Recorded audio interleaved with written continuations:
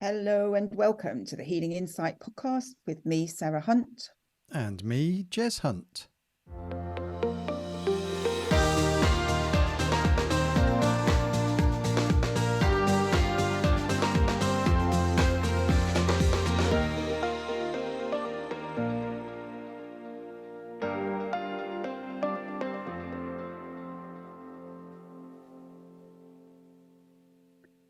Hello, everyone. Hello, Jay. How are you? How's things going up your way?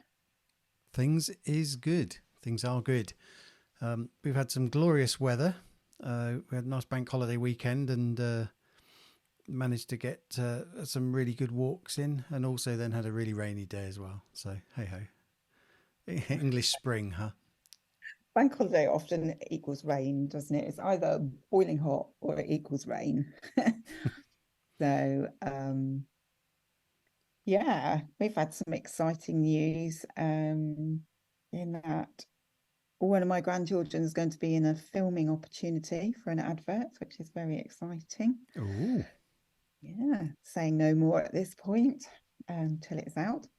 And then my youngest grandchild, Nico, oh, he makes my heart melt. I think it's because he's a mini Gareth. He looks so like my son at 2 years old. And yesterday he gets a bit shy of me because he doesn't see me every day, where he sees his other nanny a lot more frequently than me. Not for any particular reason, just because that's the way it is. Mm-hmm. And yeah, he was playing football with me yesterday, which was really cute. So he's cute. So we had cuteness over the weekend. Excellent. We like cuteness. Cuteness is good. Yeah, yeah.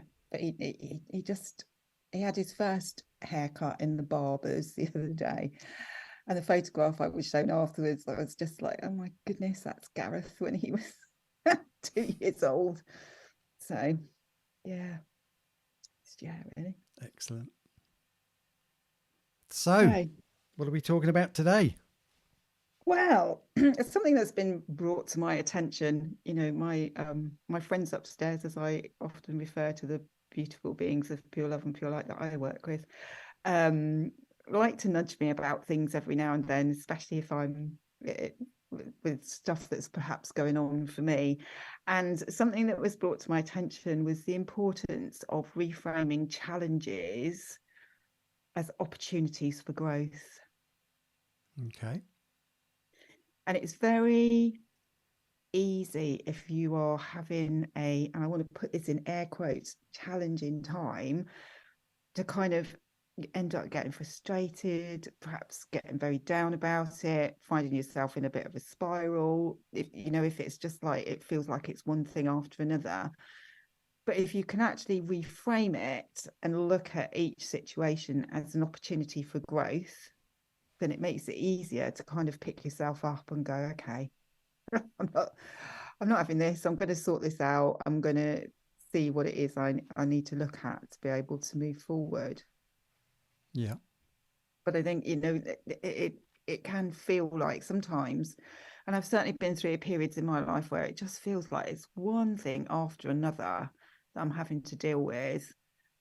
And if you see it as a challenge, you're kind of seeing it in a quite a negative way, really, rather than seeing it as, well, you know what, it's just something that needs sorting out. It is what it is. And if I sort it out, then I'm going to move forward. Yeah. There's a number of things at play with this. The first is that we attract more of what we focus on. So if we're in that negative space of, oh, it's a challenge, you're going to attract more, air quotes, challenges to you, which is why often these things happen or seem to happen in a group, or it seems to be a period of time when this sort of thing happens. So I think there's that to think about or to remember. Second point is that when we have a challenge, we go into our heads. So we move away from our hearts. We've talked about this loads, obviously, over the podcast.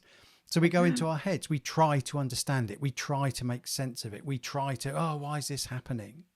Yeah, we question it a lot, don't we? So we're then in our heads, and if we're in our heads, then actually we're in the wrong space to actually deal with it. Mm. So there's that as well. I think the other thing is that when we, and funnily enough, this has come up over the last 2 weeks. This has come up, I don't know, 4 times now with clients. But there are, so when we're in a negative energy space, we're actually fighting against evolution to a degree as humans, because we've got the fight, flight, or freeze response, which is a natural evolution thing to keep us safe when we're in danger. In terms of evolution, and in terms of in the triune brain description, the lizard brain or the reptile brain, it's literally, are we in a good space? Are we safe? Or are we in a bad space? Are we not safe? So the nuances that we as humans put on consciously on different levels of feeling good or feeling bad. So, feeling good could be anything from, sort of basic happy to euphoric, going up different levels, if you like, of happiness. And the same in the reverse of feeling a bit down to feeling depressed or suicidal or whatever at the bottom end. But in terms of lizard brain, my understanding is, or the way I view it, is that there is no scale. It's literally, do I feel good? Do I feel safe? Do I feel bad? Do I feel unsafe? And it's as simple as that. In terms of then what happens is we go into fight or flight. So if we're in a negative space and we're having negative self-talk, then at some level, we're triggering the fight or flight or freeze response in us. Mm. Now, when that happens, again, my understanding is that when we're actually in that fight or flight and the body's preparing us for that scenario, then we don't think, we're not able to think in the conscious, rational way that we would if we were sitting down trying to work something out in a nice, calm environment, because our body's geared up to fight or flight. The only decision our body needs to make is, do we lash out or do we run? Yeah. So we have these three things when a air quotes challenge happens. We have these three things all working against us that stop us being able to think clearly and rationally in that situation. So the first thing we need to do when we realize we're in this challenging position is try and get back into our heart space, try and get centered. So whether, the simplest method is focused breathing, just conscious breathing, just focusing on your breathing, forgetting about everything else, just get your breathing down. Because if we go conscious breathing, that then increases the oxygen into the body, which helps disperse, that's the word, disperse any additional adrenaline and things that the body's produced because of the stress level we're under in terms of the fight flight. So that can help us reconnect, it helps us reground, and it helps us get back into our heart center. So in terms of reframing challenges, the first thing we need to do is to get to grips with where we're at to be able to get into a position to be able to reframe it. Does that make sense? That makes a lot of sense, actually. And I know I've had some challenges at times. And I know when I'm going through a challenging time that I get frustrated, and I can get myself in my head very quickly. And I have to break that cycle. I actually have to break the cycle by going and doing something different. If something is challenging for me, it's not going right, I'm not getting where I want to be with it, then I actually, and this has probably come from advice from you as well at times when we've chatted, but I will go and do something like walk the dog, even just make a cup of tea, get out in the garden, take some deep breaths, center myself again, and then have another look. And often something that is challenging because you've gone into your head, because you've panicked. And I think it is panic. Certainly I experience that at times, where I kind of go into panic mode, and instead of thinking it's okay, I can do this, it's fine, and you go into panic mode, and that shoots you straight into your head, and then you can't actually feel into it properly, feel into Mm-hmm. the situation and recognize that you can deal with it. Does that Yeah. make sense? Yeah. What is a problem? You know, for you, a problem for somebody else might not be a problem. You know, Yeah, and so that's based on our reference points, isn't it? And our experiences and our beliefs and our values. So something that I find challenging. challenging might be really easy to somebody else. Right. And they can't understand why I'm finding it challenging. So the point is that a problem is only a problem, or a problem is as big a problem as we turn it into. So a problem is just a situation. It's just a circumstance. It's just potentially an outcome, or maybe an un-outcome at this point. But it only becomes a big problem. We only perceive it as a big problem if we make it a big problem. If it was a big problem, then everybody would struggle with it in the same way. Yes, I get that. But I think maybe we make it into a big problem because it triggers old memories, it triggers old experiences where we've experienced, we never experience exactly the same thing, but perhaps something similar where we haven't had the outcome that we've expected. And I think outcomes with this kind of ties into this as well, doesn't it? Because something becomes a challenge when it's not going right, but it's only not going right in your perception, Yeah. because the outcome that you're getting is not the outcome that you want, but the outcome that you get might be the outcome that you need to assist your growth. Yes. So to move forwards, it comes back to what we've talked about before. It comes back to letting go of the outcome and just trusting it's going to be what it needs to be. Yeah. And that we do have the resources within us. If we go within, we do have the resources within us to overcome any challenge that's thrown at us. Yeah, we do. Absolutely, we do. And it's just having that perseverance, that tenacity to actually stick with the situation until you've sorted it out, isn't it? Whatever that challenge might be. And then when you look back at it, you can see how much you've grown. If you just observe what happened, you can and you can learn from it as well by looking at what you did and what the outcome was because of what you did or how you handled it, and therefore what you might need to change should you get a similar experience in the future, so that you're able to deal with that in a more smooth way. Yeah. So in terms of reframing challenges so that they become opportunities for growth, I believe that one of the best things we can do is to let go of trying to work it out. So when something happens and we go down the route of why did that happen, then to me, if I'm meant to learn that lesson, because we've said before, things happen for lessons, for a learning or for whatever, then if I'm meant to learn something, then at some point in the future, when I look back, I will be clear what that lesson was. It will make sense to me.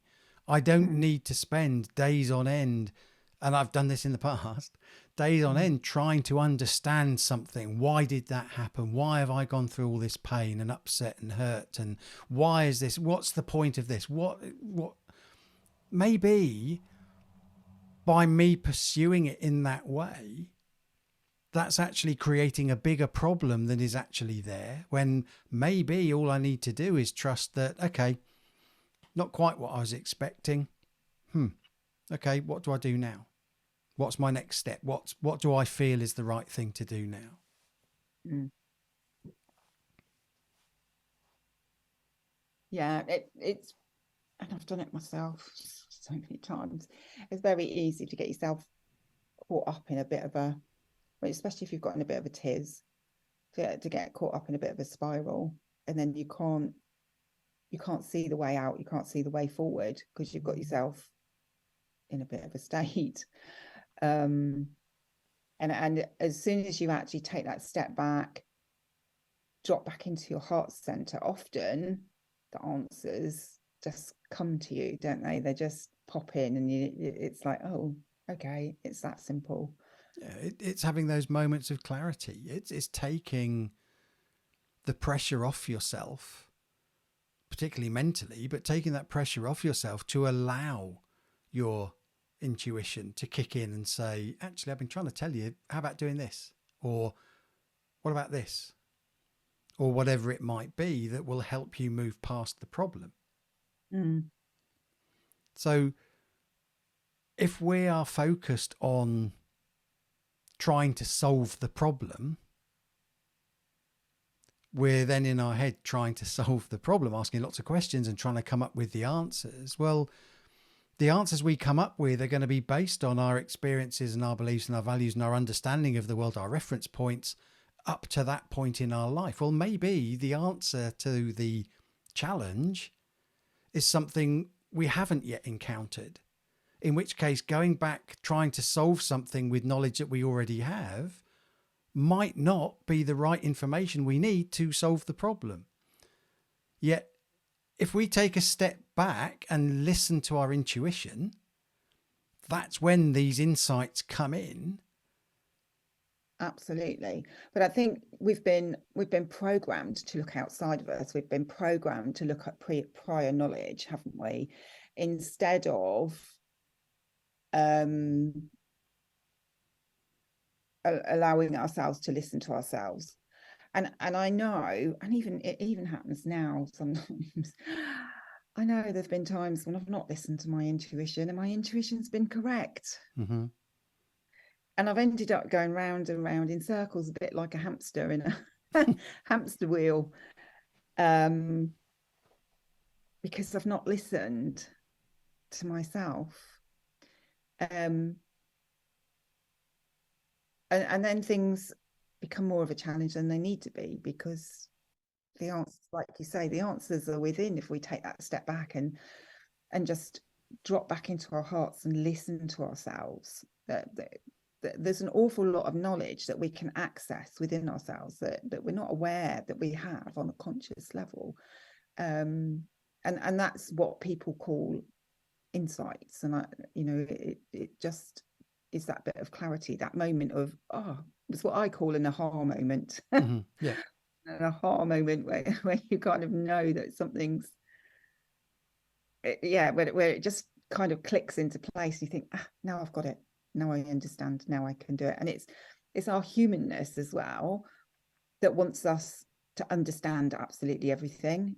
And maybe we don't need to understand it, maybe we just need to feel it, maybe we just need to allow the information to come up from within us to give us the insight and the clarity and help us to move forward.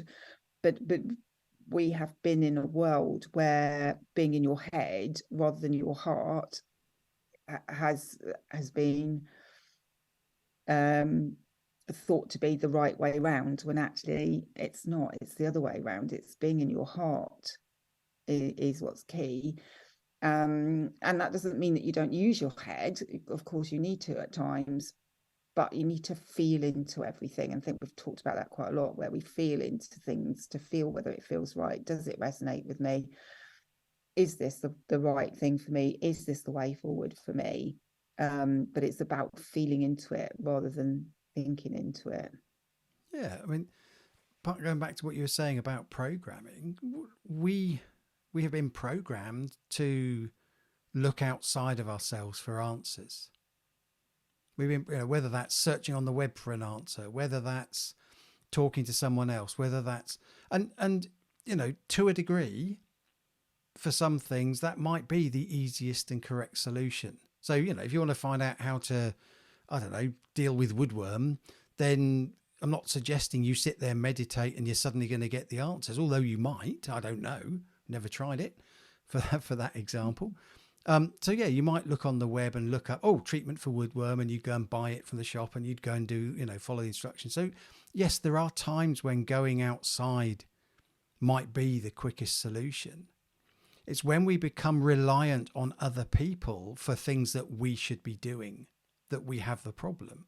So, I don't know, someone who's struggling in a relationship with a partner and then goes to somebody else and says, should I stay with them or should I leave them? This is what's happening. And then expecting the other person to give them advice about whether they should stay in a relationship or not.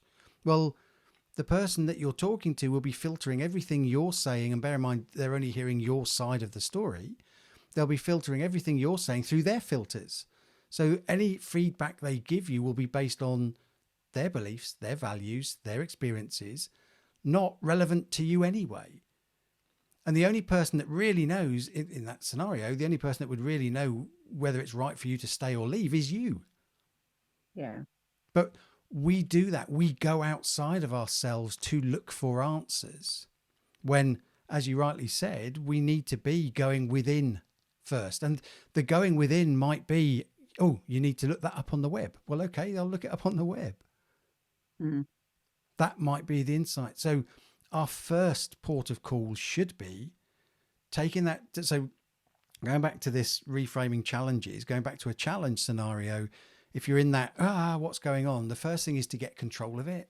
So deep breathing, break state, go out for a walk, whatever it needs to be to do something different to get out of that headspace, get back into your heart.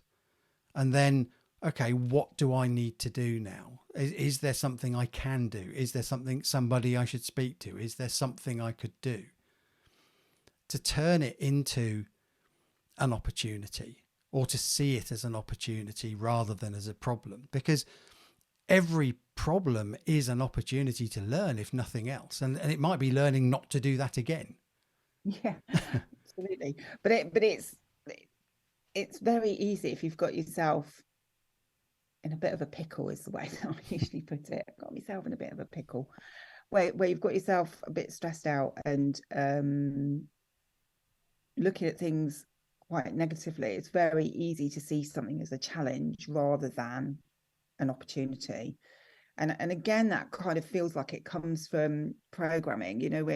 We get told at school, you're being given a challenge, you're being given something that you need to work out for yourself, instead of being told that, right, this is an opportunity for you to develop your skills, this is an opportunity for you to develop your understanding, this is an opportunity for you to develop your knowledge. So it's mindset as well, isn't it? It's breaking that mindset so that you shift out of that negative, it's a challenge, to the positive, it's an opportunity. Absolutely. Look at a 3-year-old. Look at any child. Do they sit there and moan about how much of a challenge it is to get up and walk, to start walking? Or maybe not 3-year-old, that'd be earlier. But, kids play, kids explore, kids don't see things as challenge. They see it with curiousness and inquisitiveness, and they're curious. What's this? Why is this happen? Why is that happen? They're not burdened down with, life's really rubbish as a 3-year-old. I hate life. Mummy makes me eat this when I don't want to eat it. They might spit the food out, but that doesn't mean they go through that sort of process. That comes with the programming and children don't do that. You don't do that. And all those sort of comments that we get that build our beliefs up and our value system from our parents, from school, from whoever it might be as we go through life. So we have that ability to look at everything as a point of learning. We've just lost or been programmed not to look for that route. We've been disconnected from ourselves. From ourselves. From ourselves, yeah. Because actually, if you think about it, how different would this world, if everyone was connected to themselves, if everyone went within and looked for solutions within themselves and looked at helping, supporting everybody, and everyone, the world was filled with peace and love, how different would this world be? If there was no greed, if there was no, where it was just a case of, well, this is what I need to survive. How can I help other people? What can we do together? Because when that happens, it's freaking amazing. Mm.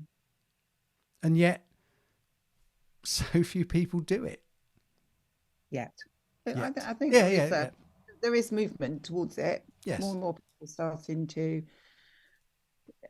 realise the importance of it, you know, and I've had comments from people that I wouldn't expect to have comments from, where they're, you know, more open to listening to themselves, to listening to their intuition. They're noticing that they're getting insights that they weren't aware of 1, 2, 3 years ago. And I think there's a lot more people that are investigating things a bit more and looking at what life's really about.